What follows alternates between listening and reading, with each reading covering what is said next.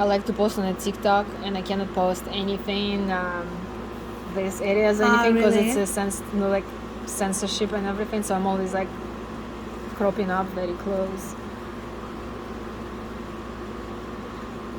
I did a TikTok probably 2 years ago. I started, and my first account was completely deleted, even with pasties and everything still.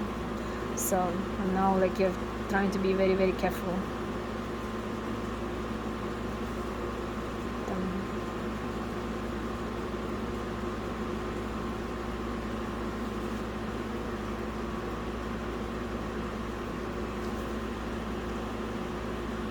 Me and my husband always like, how all girls in the bikinis dancing on a TikTok is okay and But body this painting is not is okay. not. Yeah. And I'm like, I have no idea. So. Yeah, it's nonsense.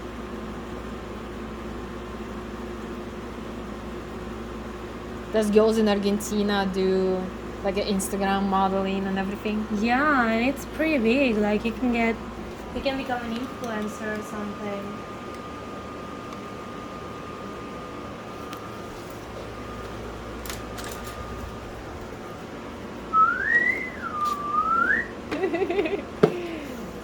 Eagle sounds.